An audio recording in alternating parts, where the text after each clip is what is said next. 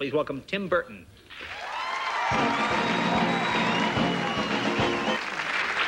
So apparently you don't do wardrobe for your films. How are you? Good, how you doing? Good to see you. Man, comb your hair. I never really went to film school or anything, so I really kind of lucked into the whole thing in a way. Oh, by not having any sort of By not having any skills, they give you movies to direct. You see your movies and they're so dark, and they have such a sort of twisted reality that I think, as a child, this guy must have been an outcast. But there's also a kind of a wonderful freedom, because it's like when people brand you as a freak of some sort, it allows you to kind of act freakish without people really getting on your case.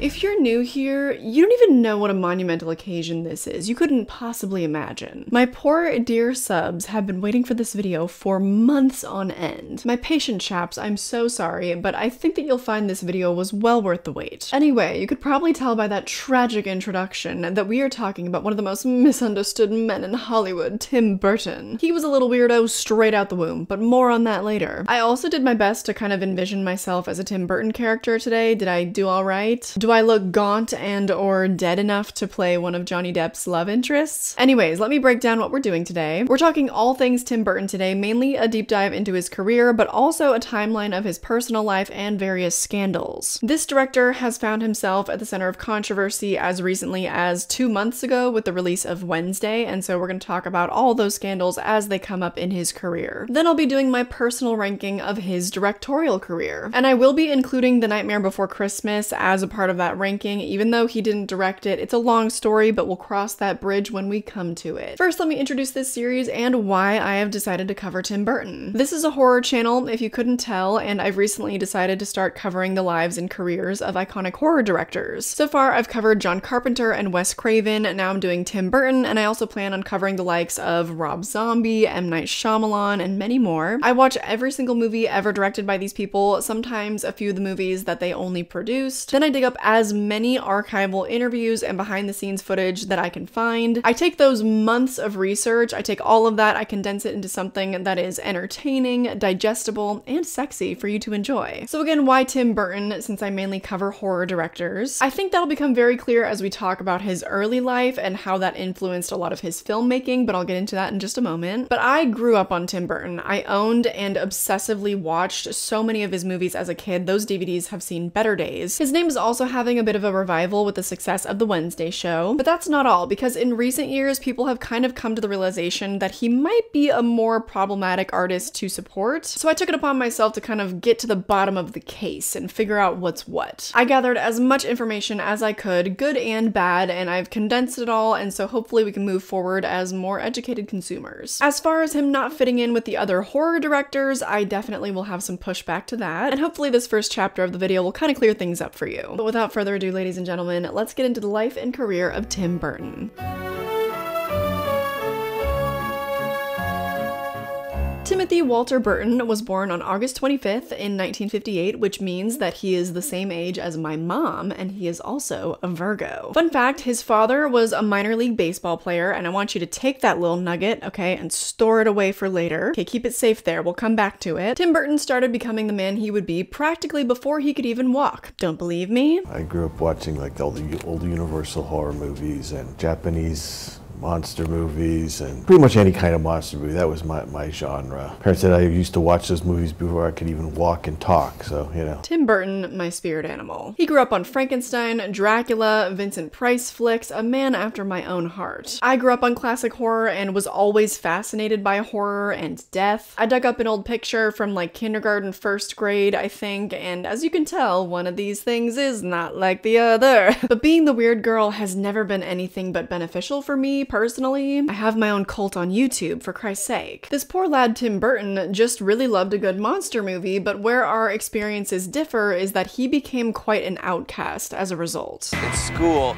nobody seemed to really like me. I don't know. Nobody just seemed to really like me that much, which allowed me to have a lot of free time to kind of wander around in your own head, you know? You could argue that Tim Burton's career actually kind of started as a preteen, this time where he really felt like an outcast looking in. He used to make short films in his backyard on 8mm film using crude stop-motion animation. For example, his earliest known work is The Island of Dr. Agor he made when he was just 13. Apparently it still exists somewhere, but I couldn't find it anywhere. I was able to find one of his childhood films called Prehistoric Caveman from 1971. Naturally, there's not much of a plot, but what we gather is that from the very beginning, he was drawn to the timeless art of both film and stop motion. The very first film that we can see is the beginning of a long and wonderful pattern in his career. We know this man loves stop motion, and we'll be talking about that a lot today, but something that came even before stop motion that he has loved all growing up is drawing. And like everything else, he did not come to his style in a conventional way. I think as you get older, teachers say that, well, no, you're not good at this, or you should draw like that. And I remember at one point getting frustrated with that and just deciding, well, forget, I'm just going to draw the way I wanted to draw and not worry so much about what other people thought of it, and just enjoyed doing it as a thing. Tim Burton has never been a fan of being put into boxes. He always just wanted to be himself. And growing up in Burbank seems to have really shaped him. He brings up his upbringing there a lot in a ton of interviews. He felt like he was the normal one in a very wacky world, but he does tell some stories from his childhood where I'm like, man, come on, you were a pretty weird kid. One time I convinced this other kid his parents had put too much acid in the pool, and I threw some clothes in the pool and said his brother had disintegrated.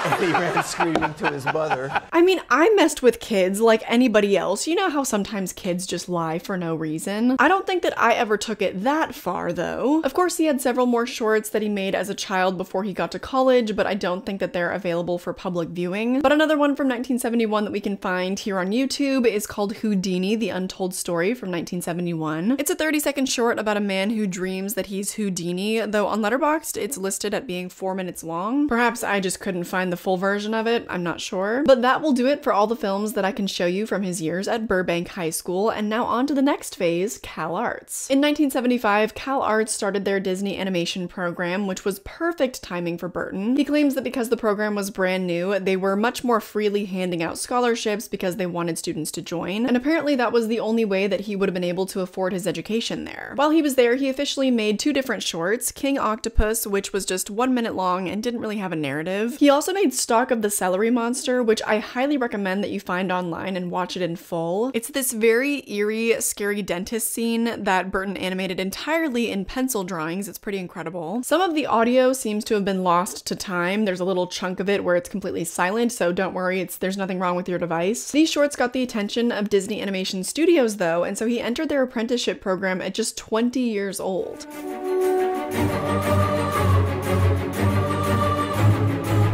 Hi, Tim. This is Tim Burton. Another one of our people here.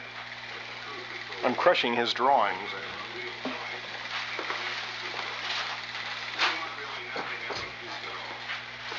Isn't he a gas? If you couldn't tell from that video, Burton was very shy well into his adult life. In interviews later on down the road, he was self-described as kind of non-verbal and very much stuck in his own little world. He worked as an animator, as a storyboard artist, as a concept artist, like he learned a lot while he was at Disney. While he was there, he made a 6-minute long short called Vincent, and this was a turning point for Burton. This is a black and white short narrated by Vincent Price himself about a young boy who fantasizes about being Vincent Price. The poem that's narrated was written by Burton, and as you saw, it is a stop-motion animation project. Vincent Price was a childhood hero of Burton's, and so luckily he got the chance to work with him, and it also would not be the last. Less importantly, he made another short in the same year called Luau, and it's a pretty strange little piece of work. The IMDb description also says it's a horrifying and touching movie about a tramp's dream of fame. The language is maybe a little outdated there. This is not one that I would recommend. It contains some very, very stereotypical depictions of Asian women. Bob,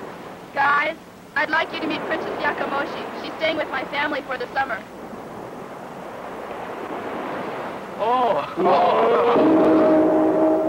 I also here to have fun. Okay, great. No more of that. Unfortunately, that is also kind of a product of the times. In the 80s, Asian people were typecasted as villains typically, and even if they were Asian American, they were portrayed with very thick accents. The token Asian character in films also often ended up as the butt of the joke. That sort of representation, or lack thereof, really is why Ke Huy Quan stepped away from acting for such a long time. But man, what a radical comeback he's made. We love to see it. Anyway, the next big noteworthy project for Tim Burton would be a short film film called Frankenweenie in 1984. This follows a young boy who loses his dog and to the dismay of the town brings him back to life. This also stars the legend Shelley Duvall and was filmed in black and white, as you saw. You can see in just these first 2 shorts with Disney Studios that he had a real appreciation for black and white, and I think that that comes from his upbringing watching classic Universal monster movies. I don't think there's another director that I'll cover in this series that had such an affinity for black and white. Of course, if I go back and I ever cover someone like Alfred Hitchcock, that's a completely different story, and I hope I'm proven wrong, but I have a theory specifically as to why Tim Burton loves it. Not only did he grow up on the Universal classic monster movies, but he is also an artist who loves to draw and paint. In animation school, you saw that his first amateur projects were completely animated just in pencil. And when you only have pencil, you have to be super reliant on shadows to give the piece dimension. I think it must give someone an appreciation for the drama that comes from a lack of color. Anyway, so then Tim Burton got fired. Yeah, Frankenweenie was apparently so unsuitable for children and too frightening in the eyes of Disney that they let Tim Burton go. It wasn't like, you know, The Apprentice,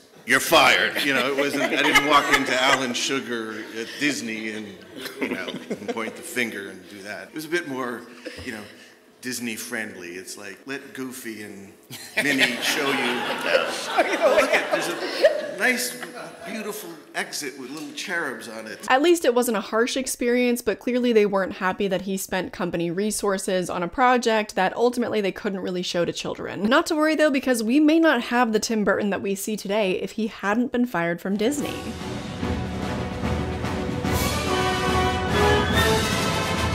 Yeah, I felt really quite lucky, you know, people ask how do you get into the film business, and I said, I really don't know, you know, it was a bit of luck, and I remember recalling that I had more trouble getting my job at a restaurant than I got getting that job.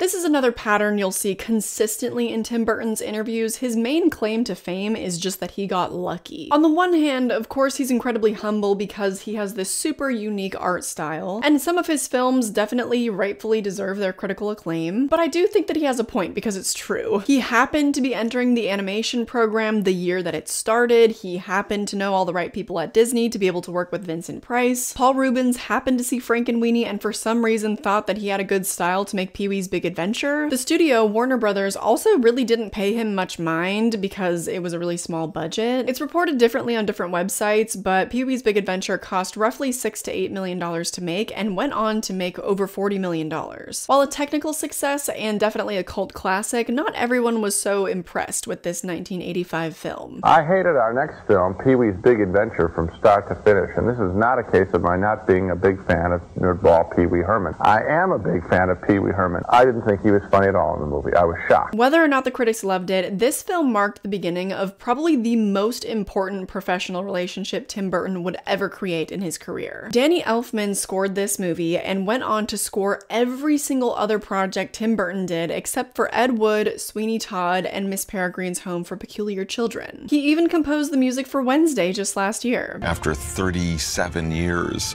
I always have fun with Tim Burton. We'll definitely continue to talk about Danny Elfman throughout this video, but I don't think that Tim Burton would have the career he does without that man. They both shaped each other's careers completely. Danny Elfman's music elevates the material to a completely new level. But we have to take a slight detour here because Tim Burton also directed some made-for-TV shorts in the 80s as well. This includes an adaptation of Hansel and Gretel for the Disney Channel. He directed a few episodes of Alfred Hitchcock Presents, and he also worked with Shelley Duvall on Fairy Tale Theater. One episode of Fairy Tale Theater that I want to direct your attention to is one you can actually log on Letterboxd, and it's called Aladdin and His Wonderful Lamp. The most surprising thing about this is probably that it stars James Earl Jones as the genie. Yeah, Mr. Darth Vader, Mr. Mufasa. Oh wait, no, actually the most surprising thing about this is probably the white actors in brown face. Yeah. To put it lightly, we had a long way to go back in the 80s in terms of understanding the importance of proper representation. I do think that this provides some really important context, especially considering the very recent allegations of racism towards Tim Burton, because he does happen to exhibit a very ignorant past. Also, if we stack his work up to somebody like John Carpenter, who is actually a decade older than Tim Burton, you don't see blackface in his early work, nor in Wes Craven, Stevens, and I'm not sure about everybody else. Those are the only people that I've covered. In fact, from very early on in his career, John Carpenter would simply just actually cast black people, like Keith David in The Thing. So it doesn't seem like you have to be a product of the times if you don't want to be, but it's Hollywood though, so are we really surprised? Anyways, let's move on because this next one is definitely a fan favorite. And to its credit, it's one of the most ambitious fantasy, horror, and comedy films ever made. But here's a case where a movie just tries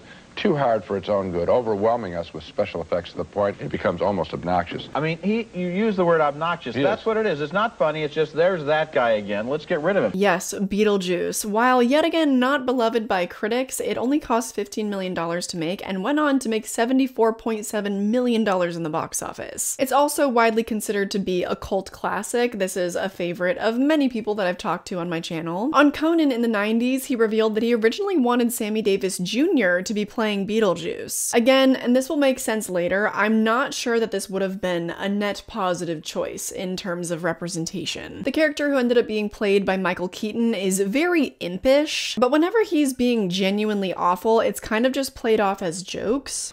Am I overstepped my bounds? Just tell me. Come on. Give me one. Something out of ourselves. We just have to try. Yeah.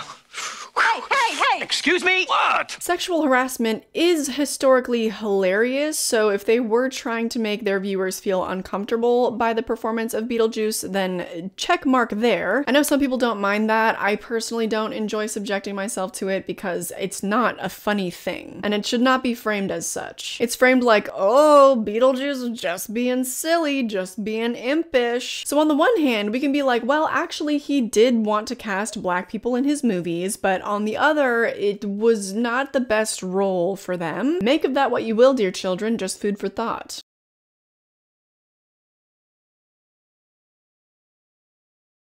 And fun fact, Michael Keaton actually helped to come up with the entire look for Beetlejuice. And here's the amazing part about it. He never saw any of it. We discussed it, and I said, I want hair that looks like I stuck my phone in an electrical outlet. And in the Great V. Neal, the wardrobe, I said, I want mold, because Tim said he lives like under rocks and stuff. I said, I want mold somewhere. So then I said, okay, and I showed up for work, and I walked on the stage, and I said, this is either going to be way off the mark, or he's just going to, I don't know what he's going to do. He got it immediately. Of course, Tim Burton would also go on to work with Michael Keaton multiple more times. He worked with him in both Batman movies and in Dumbo. This is also where he first worked with Catherine O'Hara and Winona Ryder, who he would go on to work with both of them multiple times. Michael Keaton was his most immediate reconnection, though, with Batman in 1989. Batman was a huge turning point in Burton's career, costing roughly $35 million to make, the biggest budget he'd ever had by a mile. And it went on to make over $400 million in the box office, and for the first time, some of Burton's work demanded a sequel. But let's not get ahead of ourselves here. That's not for another few years. Batman is also where he first worked with Jack Nicholson, who would come back to work with him in 1996 for Mars Attacks. This was the first feature that he made that was largely met with critical acclaim. Even Siskel and Ebert liked it. Well, Ebert actually thought that the story and the characters were too thin, but he did praise the production design. He's just a tough nut to crack. This movie and the next were the two movies that solidified Burton as the hottest director of the 1990s. Can you take a guess which one?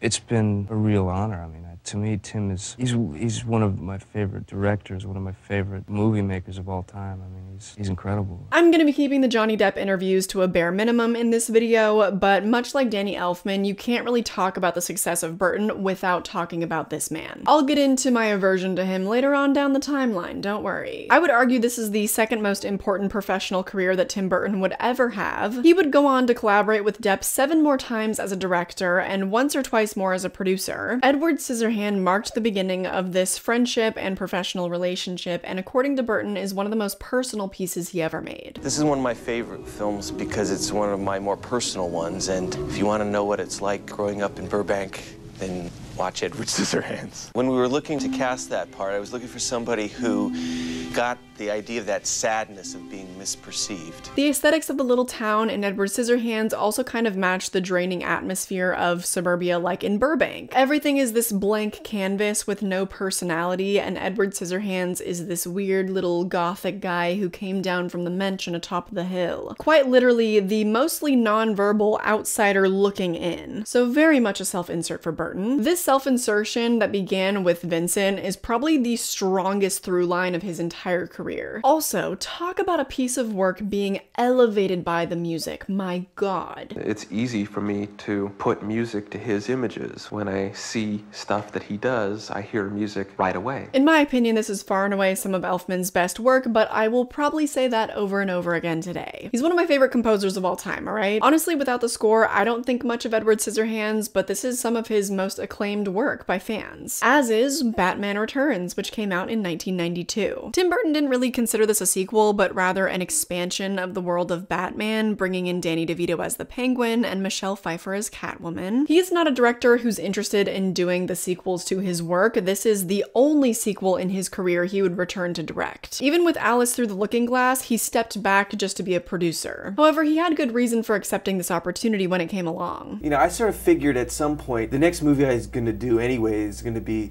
weird characters in weird costumes, so why not it be this one?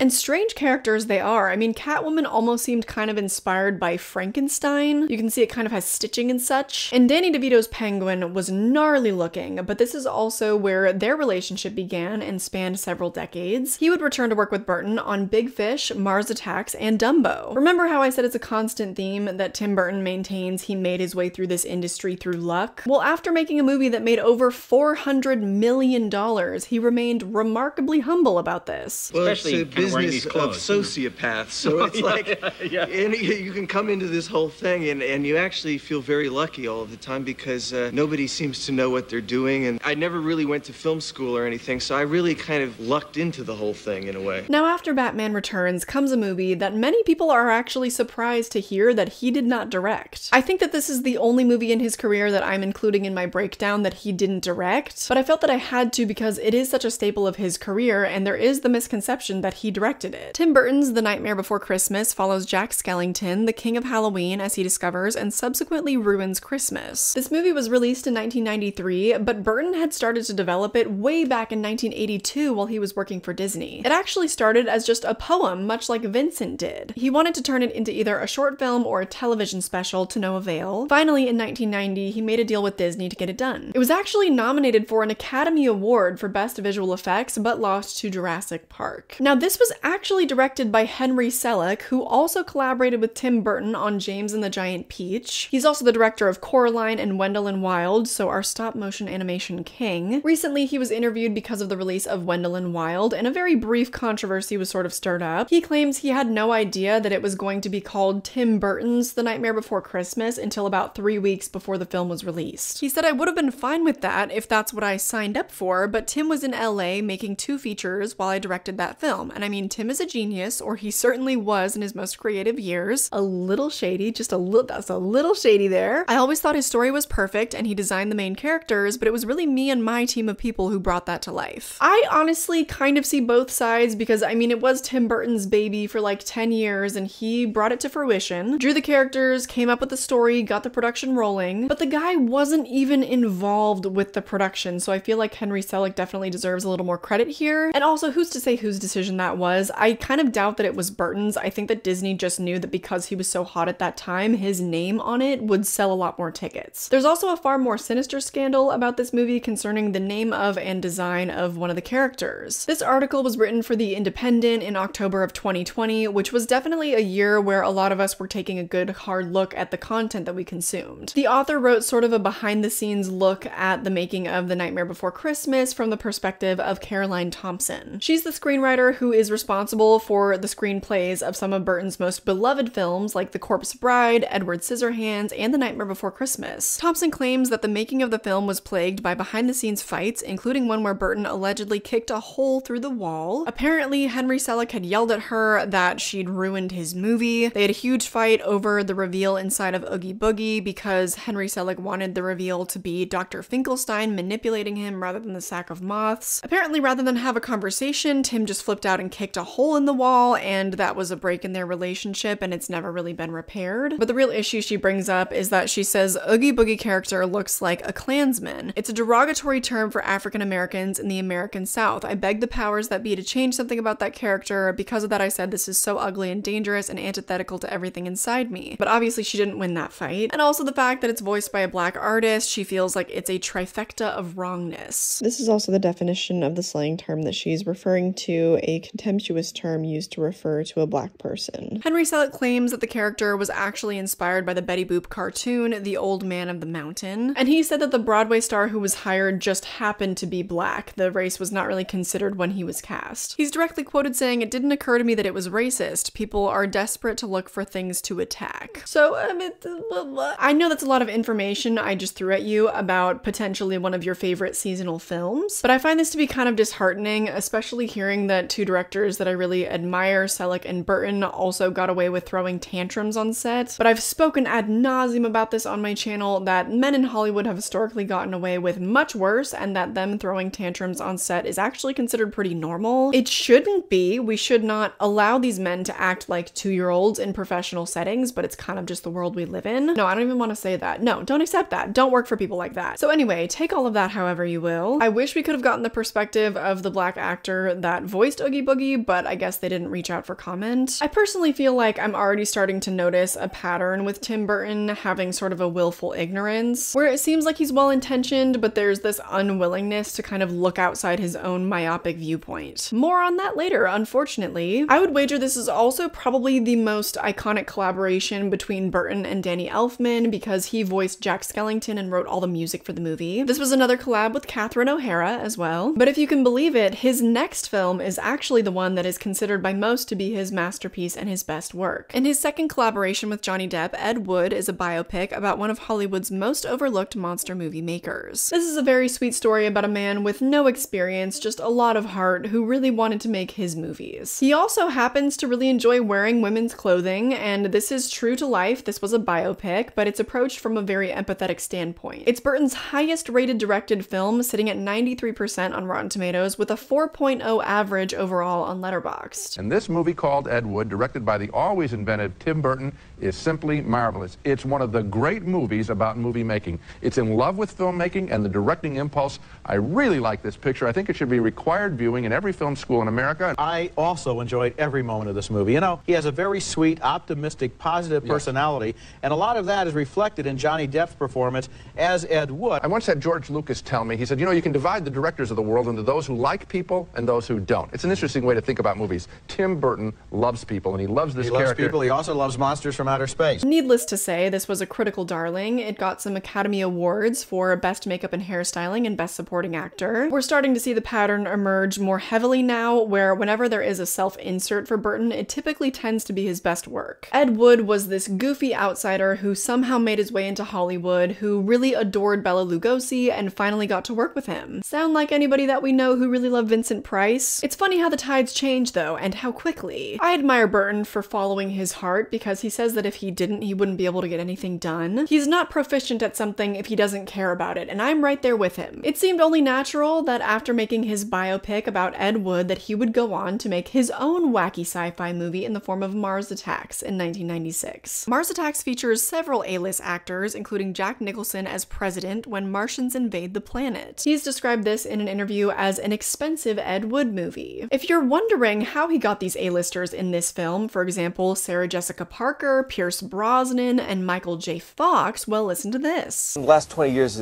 Hollywood, you know, they say, well, you know, you can't kill this person, you can't kill that person. They've all been deprived of their death scene, so they got to have a death scene, which they all enjoyed, I think, and they got to act to imaginary little green men, which, you know, is not something that they get to do too often in their careers. So I think it was just another career sidestep for a lot of them. I think because of the time, there wasn't a lot of time on the movie, and they just kind of did it if they had a day off from some other things. And also, I was lucky to get them because I couldn't have done the movie if they'd gotten their fees, I think. There used to be this sort of unspoken rule in Hollywood about how there are certain actors you couldn't kill. This sentiment definitely lingers today, but I think that Marvel has proven that there does come a time where you have to say goodbye to certain characters. However, this movie was not appreciated by many, not just because of their death scenes, but just in general. It cost $70 million million to make, his second highest budget at that point, only next to Batman Returns, and it only made a little over $100 million in the box office, so not a huge return. The critical response is just very bland. It ranges from quite average to very low, and I feel like this movie has kind of been forgotten to time. The next one, however, is much more of a cult classic, and definitely his most gory film, Sleepy Hollow from 1999. This follows Johnny Depp as Ichabod Crane, a detective who is sent to Sleepy Hollow to investigate decapitations performed by the Headless Horseman. Tim Burton grew up on Hammer horror films such as Dracula, and the tone of this really felt like it fit in with that kind of world, so that's why he was drawn to the project. There's a lot of imagery in this that's very reminiscent of movies like Frankenstein, with the windmill, obviously, and of course the Headless Horseman is very reminiscent of a classic monster. This would also mark his first collaboration with Christina Ricci, who was only 18 years old at the time, but most recently starred in Wednesday. She did press for this movie, and she was asked by the interviewer if Tim Burton was strange to work with, and she said no, everybody assumes that, but he's really gentle and funny and kind. That's a pattern that will also emerge. People love working with this man. I've also already rattled off a ton of actors that have worked with him just repeatedly. I mean, apparently he's a gem. However, this was a funny tidbit from the press for this movie that I thought I would share with you all. But driving around, I've seen some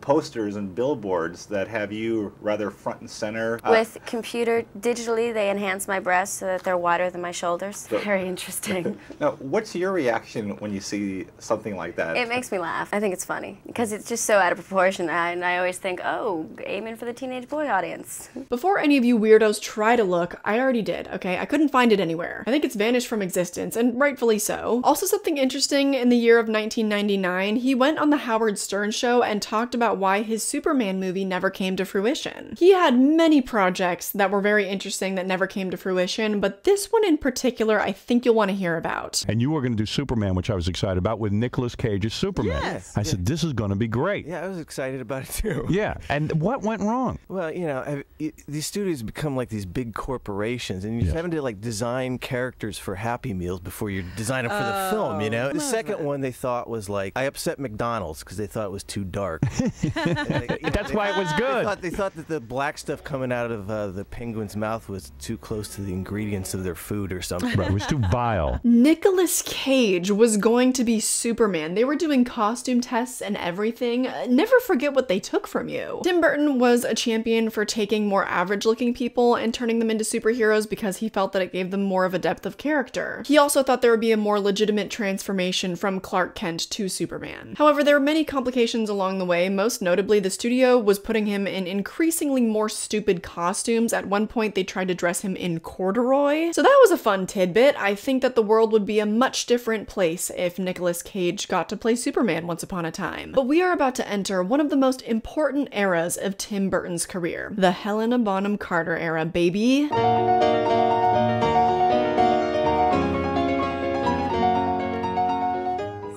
He's a very sensitive man and he wants to have a clear mind. I think on some level, I was a hindrance to his concentration. Hello, love. What do you think of my look? Yes, it's day 2. This is a big-ass video. It's gonna take me a long time to shoot it. So I thought that for day 2 and for chapter 5, I would try my best to emulate Helena Bonham Carter. That woman has so much hair. This was really the best that I could do, but alas. Tim Burton met his future partner on the set of Planet of the Apes that was released in 2001. This remake was one of the biggest hits of 2001. It earned $362 million and was the 9th highest grossing movie worldwide. It earned some BAFTA and Academy of Sci-Fi and Horror Awards for the acting and makeup. Like, it did really well. However, it's rated even lower than Mars Attacks with a 44% on Rotten Tomatoes and an average score of 2.2 on Letterboxd. No matter, there he met the most important partner of his life, both romantically and professionally. Though out of her and Johnny Depp and Danny Elfman, I would probably still rank her 3rd. He would go on to collaborate with her 6 more times and have 2 children with her. They had a relationship pretty far outside the norms of society because, of course. They apparently never lived in the same house as each other, instead opting to live in 2 separate houses right next to each other, and they even raised their kids that way. They were together for roughly 14 years, from 2000 to 2014 when they amicably split, and they still co-parent to this day. She also starred in his very next film, Big Fish, from 2003. This fantastical film follows William, the son of Edward Bloom, who is on his deathbed. Edward has always told told exaggerated stories about his life that are recounted throughout the movie. Big Fish is another movie that was very personal for Tim Burton. He is someone who probably kind of related to feeling like a big fish in his small town, but also this is a pattern you might start to notice. It explores family and a strained relationship with his father. He also probably really related to the character of Ed Bloom because he had this massive imagination. It made $123 million, and during the press for this film, you can definitely tell how personal it was for Burton. One of the things that intrigued me, and just the fact that it sort of put an image to things that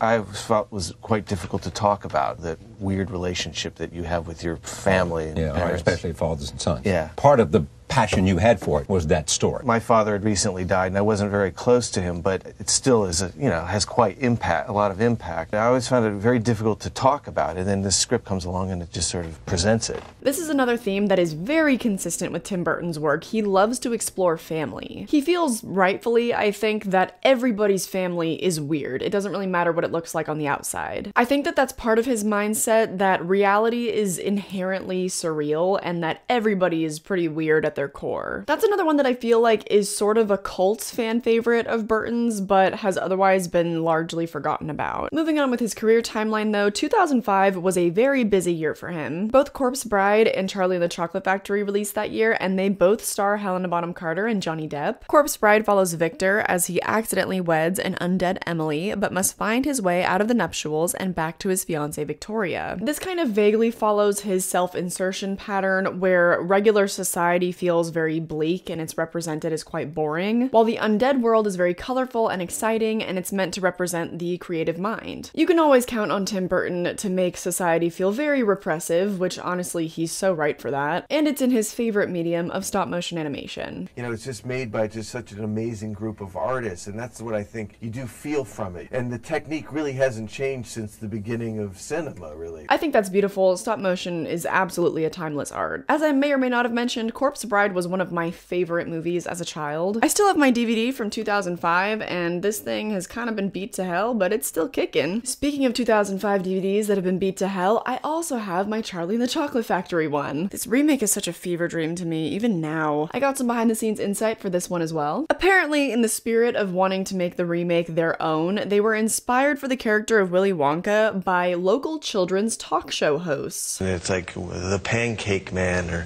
Uncle let's say Al. it's Mr. Peppermint, and they always had kind of funny hair. You watched them as a kid and you thought, oh, then you think about them as an adult and you kind of go, that guy was weird, man. I thought that was really funny because that was not my experience. I was more of a SpongeBob kid. I don't know if we even had local talk show hosts in the early 2000s. My other favorite bit of behind the scenes info on Charlie and the Chocolate Factory is the fact that the chocolate river scene was all done practically. It was a giant set they built, but it obviously wasn't real chocolate, and so whatever they had used to create the river started to stink really badly by the time they were done with that room. It was described as sulfurous. In retrospect, there are some problematic elements about this movie, whether it be the very stereotypical depictions of other countries or the blatant fat phobia. The character of Augustus Gloop is not something that you typically see today, and here's why. Mark my words, kid who finds the first ticket will be fat, fat, fat. Claimed and only 4 more. Told you it'd be a polka. What a repulsive boy. Like, he's a child eating chocolate. What a repulsive boy. Oh my god. His character is depicted as extremely gluttonous and disgusting, having chocolate smeared on his face. He's the first to go in the factory because he can't help himself from breaking the rules to shovel chocolate river water into his face. He gets stuck in the pipe that sucks up the chocolate. Like, it's a wild thing to look back on and be like, wow, I consumed a lot of very anti-fat ideology when I was a kid. The early 2000s were especially egregious concerning fat phobia, and so that was definitely kind of a product of the times and more of a societal issue. I didn't really notice that as a pattern in his work. Another strange thing about this movie though is the Oompa Loompas. Certainly a choice, and one that I don't think would be made today. They're essentially little people that come from this very underdeveloped treehouse country, and Willy Wonka exploits their labor in return for cocoa beans, not money. It's like whatever myopic viewpoint serves serves his vision is just what he goes with. Corpse Bride went on to make $118 million, and Charlie and the Chocolate Factory went on to make $475 million, so he in total made almost $600 million for Warner Bros. That year alone. Aside from maybe some questionable casting aesthetics, there weren't any real controversies there. But potentially for his next movie, it's an interesting situation. It's not the kind of controversy that you're probably thinking of, but that would be Sweeney Todd from 2007, also yet again starring Helena Bonham Carter and Johnny Depp as the leads. This follows the demon barber of Fleet Street on a quest to reconnect with his daughter and exacting revenge on the people who split them up in the first place. What makes this film unique is that it is the first full-blown musical that Tim Burton ever attempted to direct, and granted in the past there had been plenty of musical numbers in his films before. In fact, Charlie and the Chocolate Factory and Corpse Bride could probably both be seen as musicals, but definitely not to the same degree as Sweeney Todd. Another challenge that he embarked upon for some reason is he cast a bunch of actors who didn't know how to sing. On Planet of the Apes, when we weren't together, he was fantastically respectful, and he is, and he's a delight to work with. And then we frame a cropper on Sweeney Todd, particularly, because we both were out of our depth. I'd never sung before, he'd never done a musical. And it's that classic thing, is that you take the stress out on the person who you know best. We really didn't get on that one. Amazing, I got pregnant. But let's not go into that. If I found myself directing a musical for whatever reason, I think the last person I would want to cast is someone who can't sing. Maybe that's just me, I don't know. Also, your partner is someone who gets to see all the ugly sides of you, because when you commit to someone, you commit to all of them. The same is not true or should not be true of your professional relationships. Therefore, I feel like it would be a better strategy to work with people that I'm not close with, so then I would know for certain that I would keep myself under control and I wouldn't get into any kind of like petty spat. Not to mention, it's not like a music video where they just get to kind of mouth the words on set most of the time. I've only ever worked on one music video set before, but in general it kind of seems like you don't have to prove to anyone that you can sing. Like, most people just kind of lip sync and it's fine. It's more about the concept and the visuals around you and telling whatever story it is. They have to sell it for movies. Like, you know, you need to see the tendons straining and the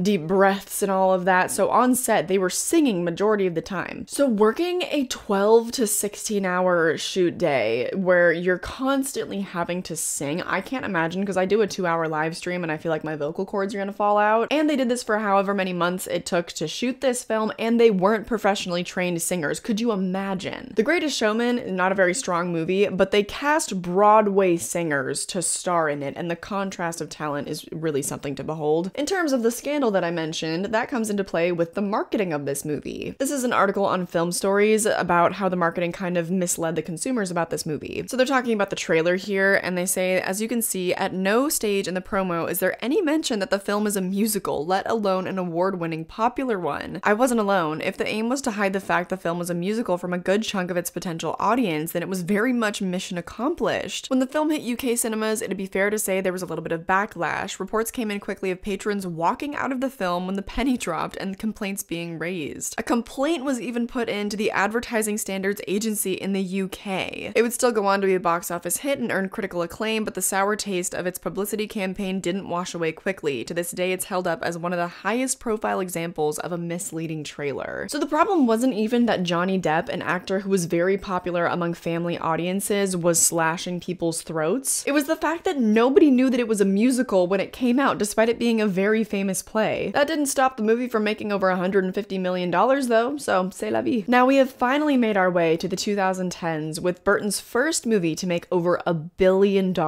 Alice in Wonderland, yet again, starring Johnny Depp and Helena Bonham Carter. Alan Rickman, also of Sweeney Todd, returned to work with Burton to play the Caterpillar, which was perfect casting in my opinion. I love that he brings in Crispin Glover too, because Back to the Future is one of my favorite movies of all time. And we also know him from a little movie called Friday the 13th, The Final Chapter. My favorite new actor that Tim Burton brought on was Mia Wasikowska as Alice. I just felt that Mia, she had that quality of being both a young soul and an old soul at the same time, and that's something that was very important. Those are the kind of things when you're young that make you feel awkward in your life, where you feel like you may be a teenager, but you feel like 80 years old. So you both feel younger and older, so you don't fit with your contemporaries, you don't fit with your peer group, you don't fit with society around you. It was important that somebody just had that. Now that I hear him say that, I'm like, yes, she does have an old soul swimming behind those youthful eyes, doesn't she? The reason why Tim Burton was drawn to this project is because he already loved the IP and he was really interested to shoot something in 3D. He thought that the spatial changes of being in a world where you can grow and shrink would be really fun to play with. This feels like the perfect Tim Burton project to me because all of his other movies already feel so otherworldly. He also already dealt with otherworlds with Corpse Bride, and so now with this movie the scale was just a lot grander. However, if you ask Burton what his style is or what he considers to be Burton-esque, he doesn't really like to answer the question. I don't know. I mean, I never really tried to analyze my, because you spend your whole life trying to become a person and, and not a thing, and then, it becomes a thing, and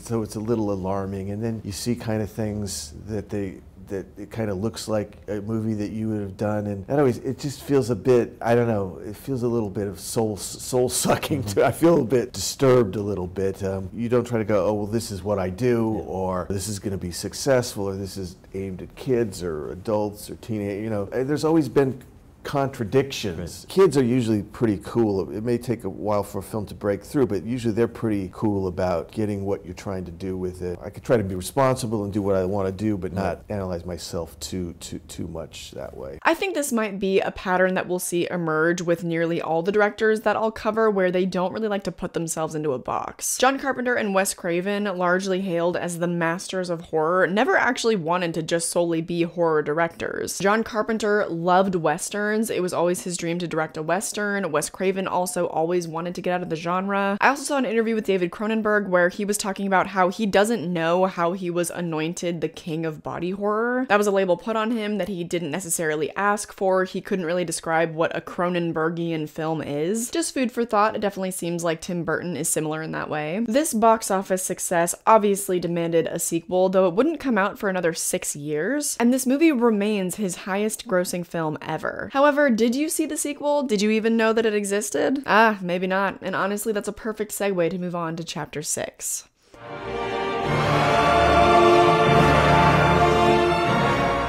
What was it like to bring that back to life? Yeah, that's great. I mean, it's funny because a lot of things that are in your heart take a long time to make. I mean, A Nightmare took 10 years. I think Johnny and I were talking about this 10 years ago. So things sometimes, there seems to be a 10-year kind of gestation period for things. So it's less about like remaking something. It's more about kind of trying to capture a spirit of something that had a lot of impact for you. 2012 was a big year for Burton work-wise, but not necessarily monetarily.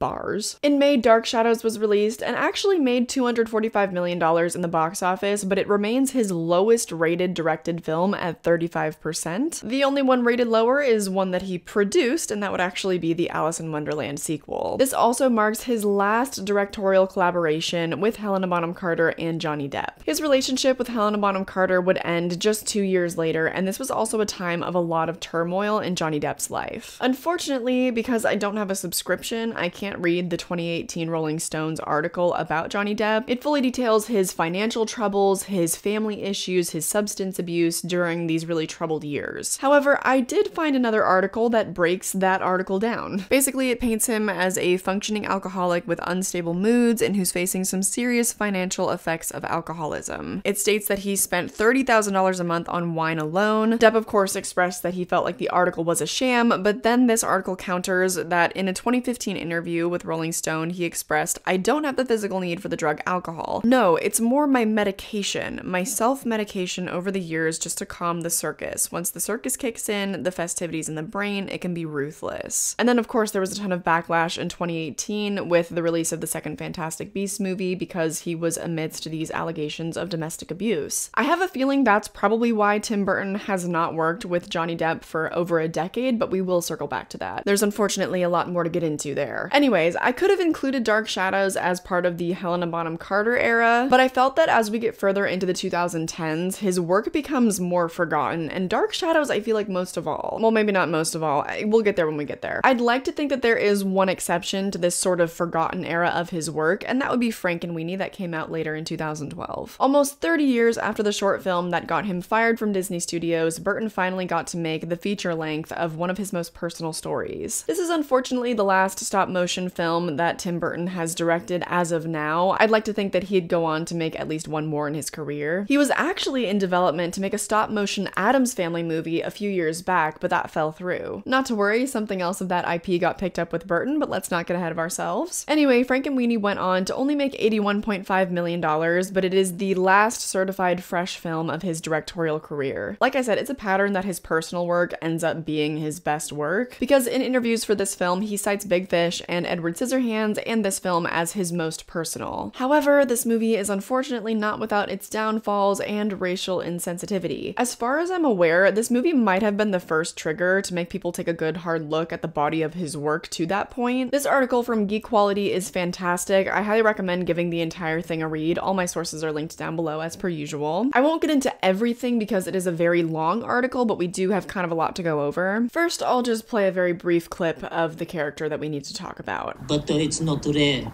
Lightning happens to people all the time here. There's a thunderstorm almost every night. He's Victor's Japanese immigrant, high-achieving, extremely competitive, and scientifically unethical rival. Toshiaki is a pair of buck teeth and a Fu Manchu mustache away from being a Yellow Peril caricature, and he's the only character of color in the film. Right from the get-go, right from the sides, I don't know, even for the audition, I could feel, you know, a little hunchback happening to me and my arms coming in and a little bit of, you know, some Montgomery Burns excellent kind of a feel to the guy. If the character had been equally broad black or Latino stereotype, audiences would be up in arms, but it's just this once, right? An instance of casual racism in a single film wouldn't mean that Burton is racist. Unfortunately, it's not just a single film. Looking over Burton's body of work, I don't want to call it racist as such, as it's just too strong a word. It is, however, definitely exclusionary at the very least, indicating a large and pervasive blind spot. But Toshiaki was the only original Asian character in Burton's entire filmography. If not for Ping and Jing and his adaptation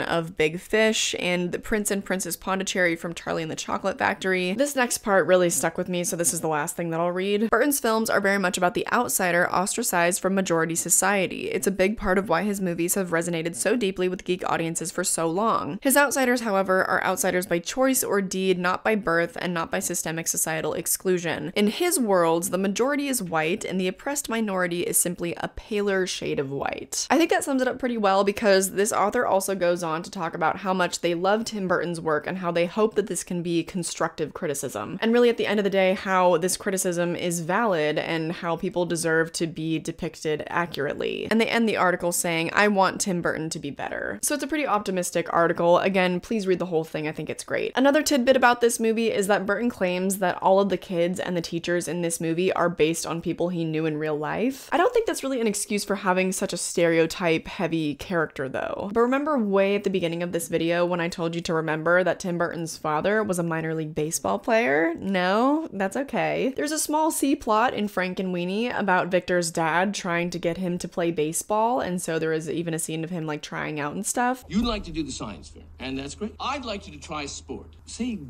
I don't know, baseball. You guys, when I found the clip for this scene, I completely forgot that baseball was literally the reason why Sparky died. Like, oh my god. He hits a home run and then Sparky runs after it and gets hit by a car. Oh, it's giving, Tim Burton hates his dad.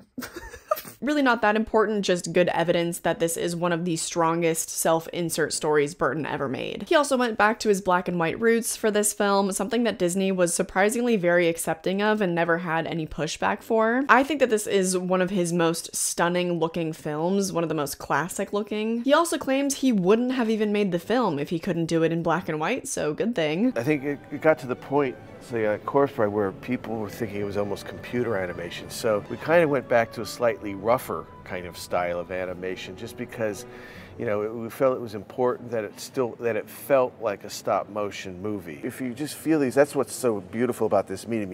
You know, you walk on and there's a set and it's lit and it's one frame at a time. I haven't gotten to hold one yet. They're not letting me touch them yet. I haven't gotten. Oh, Tim Burton is letting me hold them. Wow, that's not what I expected. Yeah, but they're quite beautiful to you know. That is, it is. They're works of art. Yeah, they are. They really are. This is one of the only films in his later career where he seems to be this engaged during the interviews, and where he kind of seems to pay pay as much attention to detail. I think you'll start to pick up on that with the later interviews that I play for you. Because he didn't seem to have very much attachment to his next film, Big Eyes, that came out in 2014. This film follows Margaret, the wife and secret painter behind the success of her husband, Walter. This is a biopic about their lives and the court case against him. If you remember though, he needs something personal to latch onto with his films, otherwise he just can't do it. So naturally as an artist, he gravitated towards this film because he also resonated with the fact that she couldn't really speak her truth, she could only speak through her art. If you remember back in the 80s, he was quite nonverbal and shy. However, this was a relatively very small project for Tim Burton. It only cost $10 million to make and it made $30 million in the box office. It received some critical acclaim though, with Amy Adams winning Best Actress in a Musical or Comedy at the Golden Globes, neither of which are descriptors I would use for this movie. It's a pretty straightforward drama. Anyway, let's move on to another double feature year, 2016. He directed Miss Peregrine's Home for Peculiar Children and he produced Alice Through the Looking Glass. Through the Looking Glass is actually his lowest rated film ever, with a 29% critical rating and a 48% audience rating. I also don't know if I know a person alive who has seen that movie, but I remember loving it at the time of its release. Anyway, let's not dwell there. Miss Peregrine's is a strange film, and it's also no stranger to controversy. When his beloved grandfather leaves Jake clues to a mystery that spans different worlds and times, he finds a magical place known as Miss Peregrine's School for Peculiar Children. This one, because it's about kind of family and weird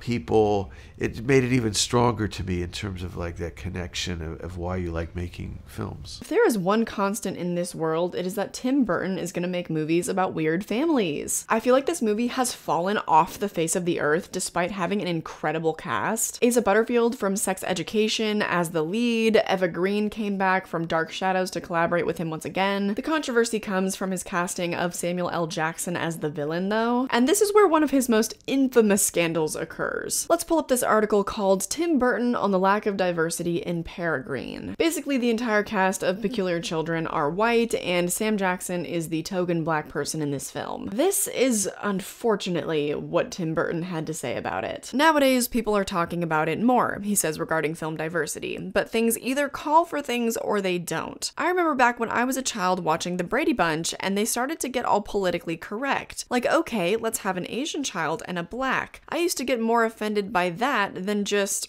I grew up watching blaxploitation movies, right? And I said, that's great. I didn't go like, okay, there should be more white people in these movies. Not great. The way he worded it, it sounds like he just said that his movies do not call for black people, or any people of color for that matter. I also feel that by calling something politically correct or woke is just a form of scapegoat language. Woke is a word that especially now is a word that people just feel comfortable expressing their racism with. For a while there, it was impossible to escape the Little Mermaid has gone woke headlines. Also, not to mention that the term woke has been appropriated by these groups, and this is the original definition of the word. I feel the same way about the term politically correct or PC, and I feel like it just makes Tim Burton yet again come off very ignorant. He could have just said, I can see looking back how there is sort of a lack of diversity in my films, and I will expand my talent searches in the future. That is all he needed to say. Anyway, Samuel L. Jackson also gave a full comment for this article. He said, I had to go back in my head and go, how many black characters have been in Tim Burton movies? And I may have been the first, I don't know, or the most prominent in that particular way, but it happens the way it happens. I don't think it's any fault of his or his method of storytelling, it's just how it played out. Tim's a really great guy. The pattern continued, as I said, that people love to work with this man, but Samuel L. Jackson is sort of aware of his landmark status as the first black lead in a Tim Burton movie. Every other black person in his movies were basically glorified extras with like 0 to 3 lines maybe. Like there's a few in Big Fish, I think his Harvey Dent in Batman, there's like the candy shop owner in Charlie and the Chocolate Factory. I cannot remember a single other black lead in his movies besides the actor that voiced Oogie Boogie, and I wouldn't even consider that a leading role. This pattern will continue, but we need to talk about one more movie first. I think that one of the most forgotten works of Tim Burton is the 2019 live-action remake of Dumbo. I don't think you need a synopsis. It's about a big-eared baby elephant who can fly, but this also follows a family post-World World War I and their subsequent struggles. Need I really say it again? This movie is about an outsider looking in, and it deals with family struggles. A lot of people seem to think that Tim Burton simply stopped caring about his work. I don't know if that's true, and I might push back on that a little bit because he is still clearly choosing projects that resonate with him in some way. He just happened to have a pretty bad run of movies, but there are bad movies scattered throughout his career. It marks his third collaboration with both Eva Green and Danny DeVito, his fourth collaboration with Michael Keaton, and his first collaboration with Colin Farrell. Colin Farrell and Tim Burton were both very excited about working with one another, and this set contained a lot of firsts for Farrell. Been around some really elaborate, really grand sets, but nothing held me in its trance quite as violently as walking onto the set on this one. Really? Particularly the set Dreamland, and they would scream action, and this cacophony of noise and colour and movement would just take place. Wow. And this was all inside in a warehouse. You had all these cars, horses, humans inside the and the splash of colour from Colleen Atwood, who did the costume. She's a genius. I got such goosebumps, and I welled up. My eyes welled up. Me eyes welled up. I love the Irish. Unfortunately, a fantastical set does not guarantee a favorable audience response. Both audiences and critics rated this one in the 40s on Rotten Tomatoes, and no one ever really talked about it beyond that. It was one of the very few Tim Burton movies that I never saw. I never sought it out in theaters. I only watched it for this video. There's nothing scandalous to report for this one that I could find, but the same could not be said for his newest project, Wednesday, just released on Netflix a few months ago.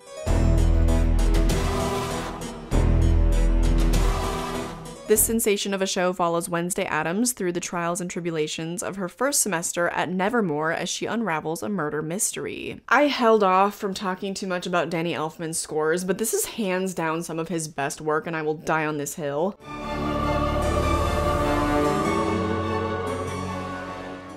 Oh, it's the culmination of everything that came before it. I think there's a mixture of like Dark Shadows and Alice in Wonderland, a little bit of even The Nightmare Before Christmas in there. There's intrigue and softness, while it's also very gothic and grand. It's, let me relax for a second. So this show will further the pattern of people adoring to work with Tim Burton, most of which seeming to be Jenna Ortega herself. You know, he would call me into his trailer in the mornings and we would go through the sides and he would say, what are you uncomfortable saying? What do you think isn't accurate, or, you know, whatever, and what would you rather say? So we would do our own little line tweaks in the morning, or, you know, we would go and enter a room to block a scene and, oh, Jenna, what do you want to do? So I walk around and do the movements I want to do, and then he looks to the crew and tells them, okay, you got that? Because that's what we're doing. You know, it was like, there was a lot of trust that he put in me. You know, you never know with someone like him who has such a background. So I have a lot of respect. It was really wonderful. Tim is one of my favorite directors I've ever worked with. He is so respectful, considerate, and kind, and hilarious. He's so collaborative. It was kind of shocking. I was nervous to work with him. Like, so much pressure when you're about to walk on set for the first time, but then he's the nicest guy in the world. It's kind of amazing to know that it's going to look and feel like astonishing, but he's just so easygoing with the whole process. So really a blessing. Say, hey, Tim, how about this? And he'd be like, yeah, that's good. That's good. I like that. I like that. It's wonderful to hear how collaborative of a process this was. I hope that extended to everyone else as well, because the perception of this show, as popular as it was, had a lot of upheaval from the internet as well. The New York Post has an article about the main point of contention that yet again he has cast black people as the antagonists of the show. Critics have taken issue with black actress Joy Sunday playing a mean girl at Nevermore Academy and black actor Eamon Marson portraying a bully and the son of a corrupt mayor. The mayor also owns Pilgrim World, an eyebrow-raising choice considering the museum celebrates pilgrims and colonizers. A rep for Burton dismissed the flack when contacted by the Post for comment on Wednesday, and he said, "I'm not forwarding a comment request this silly to Tim."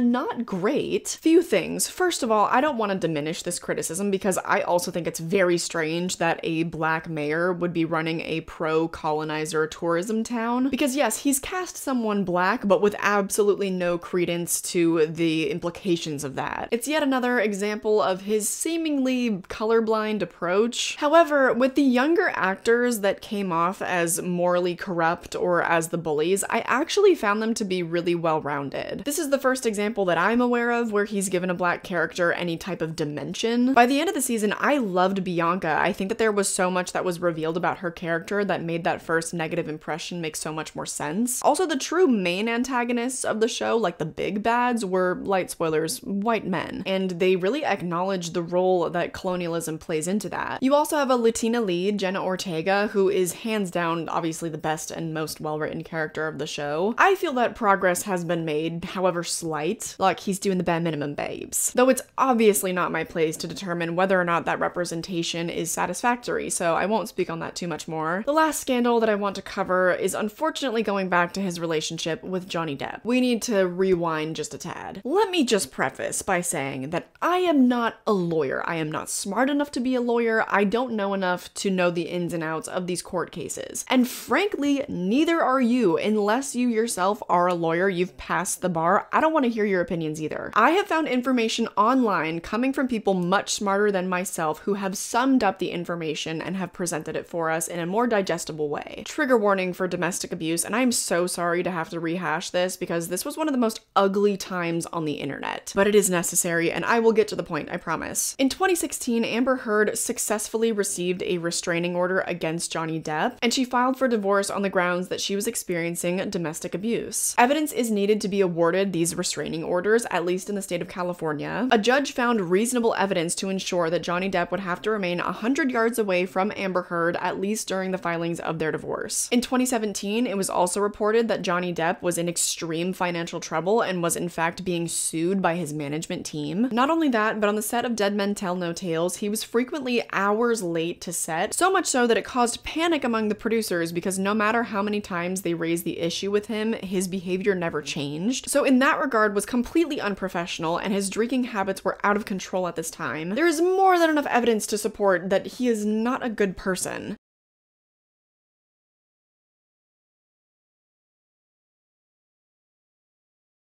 There was enough reason for Warner Bros. To fire him for the third Fantastic Beasts film and replace him with Mads Mikkelsen. And now finally for the point that I'm making and how this connects back to Tim Burton. In April of 2017, so while Johnny Depp was going through his divorce, Tim Burton claimed that he still loved Johnny and that the press just gave him a bad rep. I always take it with a grain of salt and everything ends up working itself out, Burton said, considering whether or not Johnny Depp gets a fair shake from the press. But I love him. I love everyone. Then again in 2022, just a few months ago, he said this.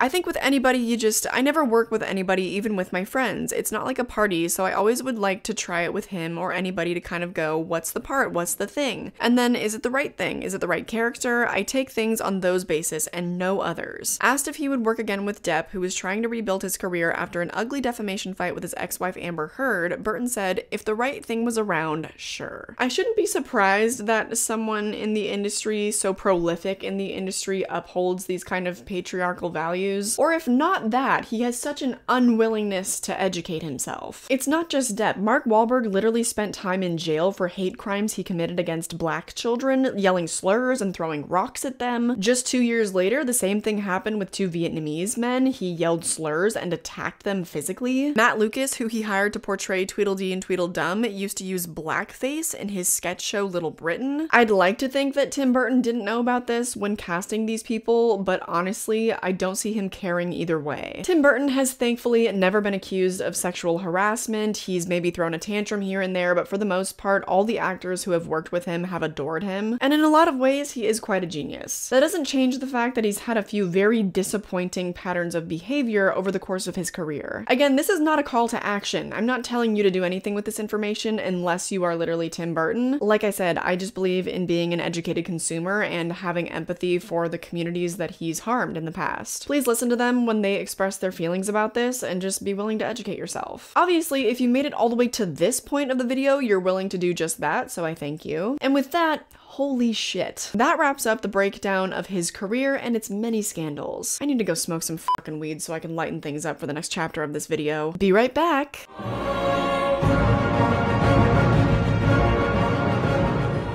Ooh, I'm back. I got a little bit cold though. I think I'm gonna wear my robe. I think I definitely look fried. Now we can be in a silly, goofy mood because we don't have to talk about anything serious anymore. Now I'm only gonna include 2 shorts in my ranking, Vincent and Frankenweenie. I know that a few others are available to log on Letterboxd and such, but I'm just trying to stick with the films that are the most relevant to his career. I also don't want to rank things that he made in his childhood. That seems a little bit unfair. I'm also gonna include The Nightmare Before Christmas in this ranking because I just feel like I should. It's become synonymous with Burton over the years, and I do give Selick the credit, but I feel like you get it, you understand. I won't include anything else that he produced, so not even Alice Through the Looking Glass, and I'm not gonna include his episodes of Fairy Tale Theater because they're just really bad, like don't watch them. So that leaves us with 23 projects to rank. Let's begin. At the very bottom, a movie that I could not stand more than 11 minutes of would be Pee-wee's Big Adventure. I am aware that this is a cult classic, and if you're like 40 years old, I know you're probably gonna tell me this is one of your favorite movies of all time. Maybe as a child, I would have had the patience for this movie, but I don't think so. I don't like movies where the goal seems to be just to make it as idiotic as possible, and I'm sure there's a lot more to this movie, but I have my reasons, okay? And for the very first collaboration between Tim Burton and Danny Elfman, the score was just grating on my nerves. Danny Elfman is one of my favorite composers of all time, only second to John Williams because, I mean,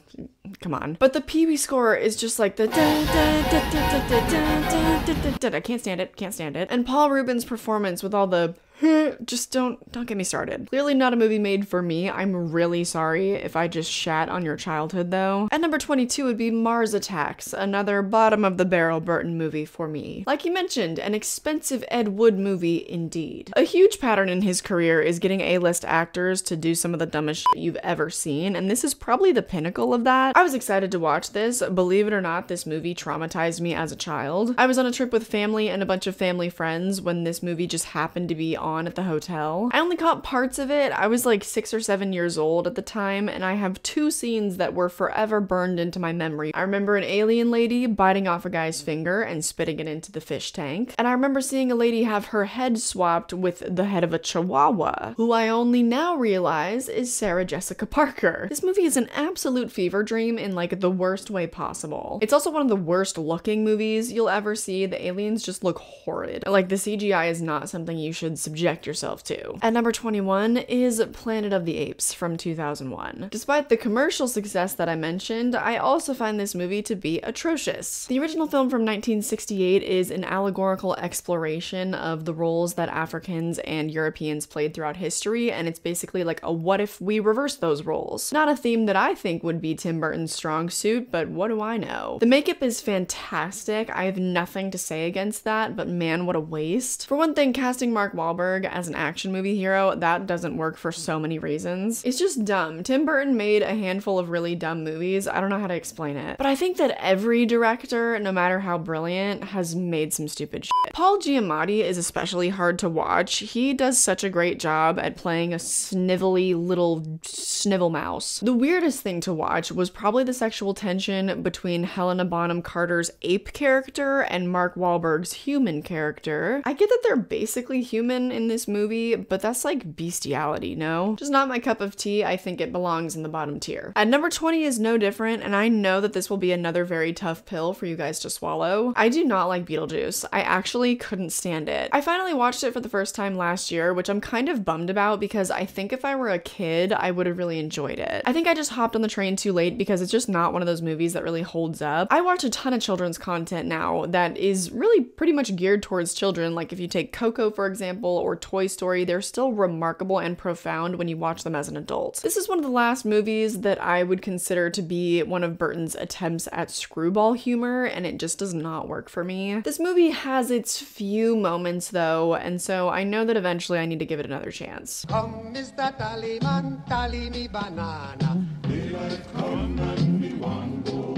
So it might not live here forever, but it is what it is. Moving on to number 19 is Miss Peregrine's Home for Peculiar Children. Peculiar indeed, babes. I saw this one time, and there are a few images from this movie that I've retained, but I've forgotten almost everything about it. My recall for dialogue and scenes, even after seeing something just one time, is literally incredible. It's part of the reason why I do this. But it's also the main reason why I don't watch trailers anymore, because I remember them too well, and it messes with my expectations. So when I can't remember what happens in a movie, I can only assume that it was completely unremarkable. And that's my truth, okay? It could belong lower or higher on this list. It's arbitrary anyways. The only reason I put it up this high above the others is because I don't remember it being quite as dumb. And I really like the cast, so I can only assume that it's like marginally better for that reason. Now these next two might also be a bummer for you because coming in at 18 and 17 respectively are Batman and Batman Returns. I like Batman Returns marginally more, literally only because of Michelle Pfeiffer. I don't like how much Gotham City feels like a set. You get this feeling in a lot of Tim Burton movies, but for some reason in this one I just don't like that. I get that it's part of the 80s, 90s kind of campy charm of it, but I just don't personally like that in my action movies. Also, the action is really bad. I don't think that Michael Keaton is great as the Batman. I think he's good in these movies as Bruce Wayne. I don't mind him, but he doesn't really do anything for me in this role. The main problem that I have with these movies is the villains. I don't find them interesting. They kind of just seem zany for zany's sake. And the Penguin is particularly disgusting, and for what? Lastly, they're just too long for what they are. There's not enough plot. It's just letting Jack Nicholson and Danny DeVito be weird. Another set of movies where I have no nostalgic ties to them, so again, maybe I'm just a little too late in the game to enjoy them. I promise I'll start getting into movies that I actually liked relatively soon here, but at number 16 would be Sleepy Hollow. Unfortunately, this movie just didn't do anything for me, but it also feels like one that might demand a second viewing. The only standouts of this movie I can remember is that, for one thing, I think it is the goriest of Tim Burton's films, even if the blood is extremely fake looking. And Christina Ricci is great in it. She's kind of the standout in most of the stuff she does. Otherwise, there's no story going on. Christopher Walken is kind of wasted as the Headless Horseman, and much like Miss Peregrine's, I just found it to be very forgettable. I might revisit it literally just to use it as ambiance because the gothic atmosphere is amazing, but that's about it. Because, well, also there's like the weird age gap with Johnny Depp being in his 30s, and Christina Ricci, I think, was like freshly turned 18 in this movie. So that kind of gives me pause to be like,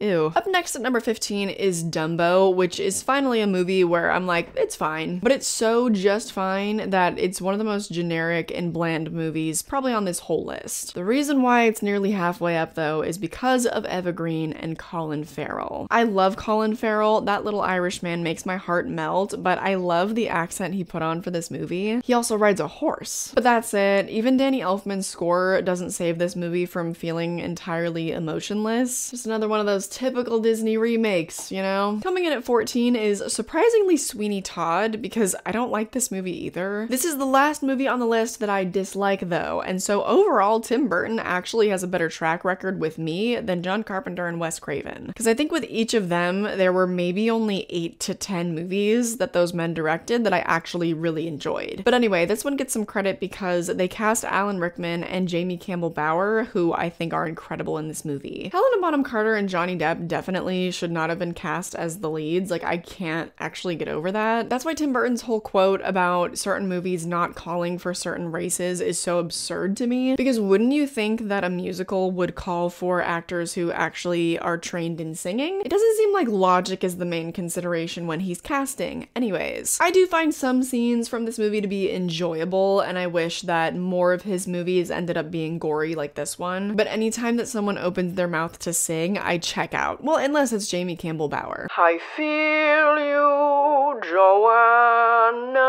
I feel you.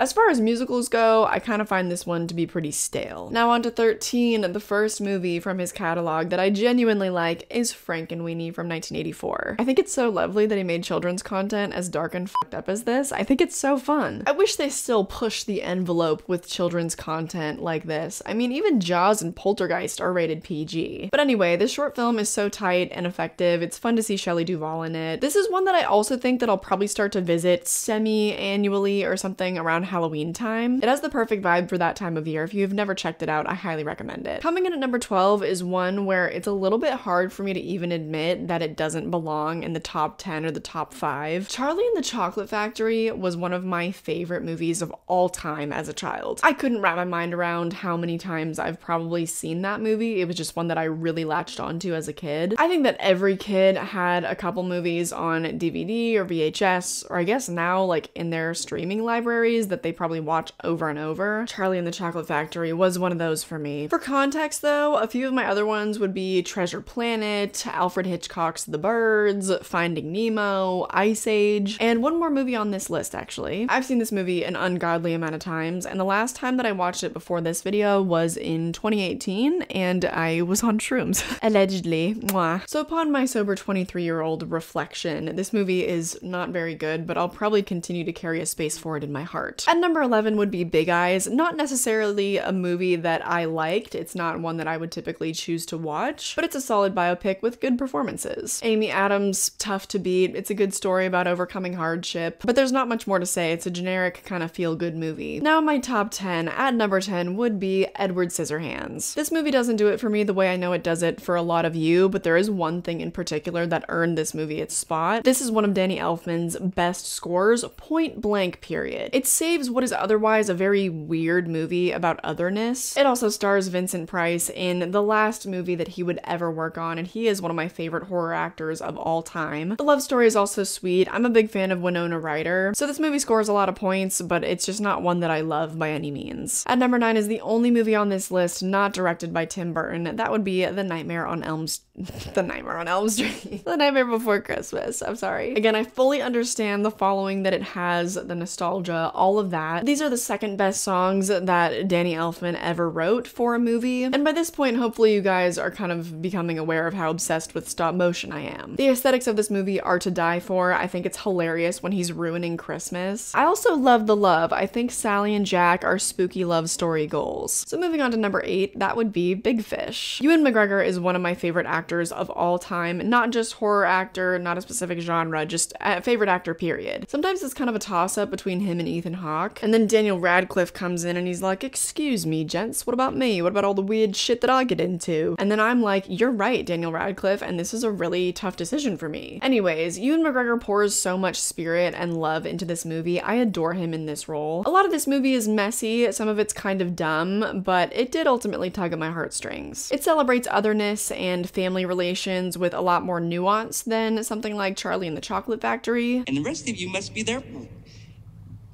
parents. Yeah. Moms and dads. Dad? Papa?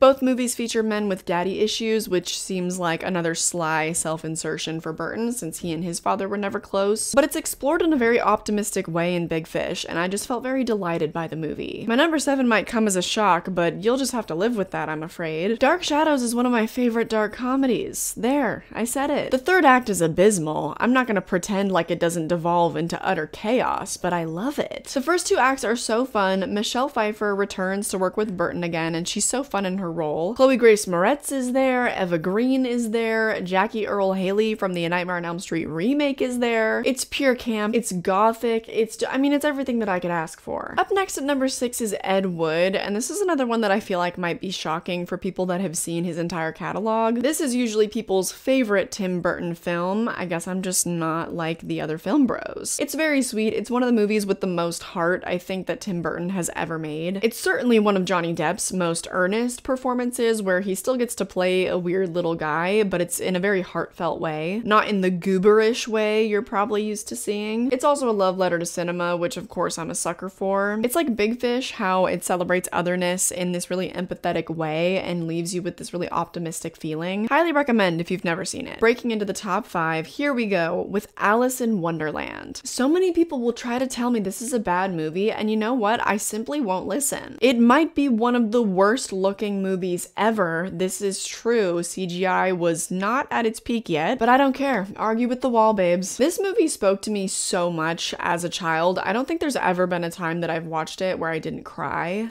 Have I gone mad? Afraid so. You're entirely bonkers. But I'll tell you a secret. All the best people are.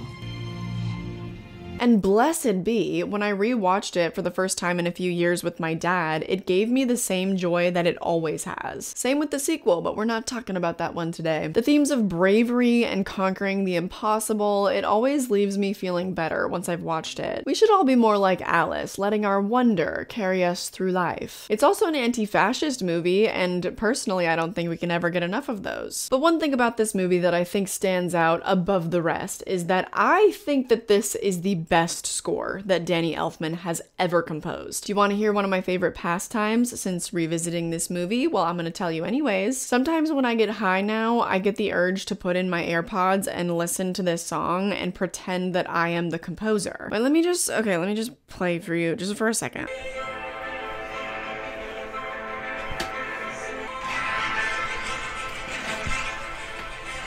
Oh! Okay, sorry, let me relax. Alice's theme from Alice in Wonderland / soundtrack version on Spotify. Look it up. Look it up and tell me, look me right in the eyes and you tell me that it doesn't feed your soul and make you want to dance around naked in a forest. That's powerful music right there. Alright, enough gushing, on to my number 4 pick, Frankenweenie from 2012. This is a nearly perfect film if it weren't for the uncomfortable Asian stereotyping. The black and white is so dramatic, the production design is flawless, and it also touches on all these themes that kind of reawaken your inner child. Unless you were a weirdo whose parents didn't let you have a single pet growing up, I think we've all collectively experienced the loss of losing our first pet. I lost my familiar Endora towards the end of 2021, and sometimes that loss still feels fresh. This movie really made me miss her, but it kind of validated my childlike emotions towards how much I loved that cat. I feel like this is one where you can tell he really put his whole Bertussi into it. I shouldn't have said that. Now on to our top 3. At number 3, my dear lads, is The Corpse Bride. This is the other Tim Burton movie where I don't dare try to even guess how many times I've seen it. This was a childhood obsession. I always wanted to be Emily and have her dress. Remember how I said The Nightmare Before Christmas had the second best Danny Elfman music in any of those movies? Well, this movie is the winner, okay? The songs are so good. There's so much range to them too. There's fun jazz, there's these dramatic, sad songs, there's wedding music.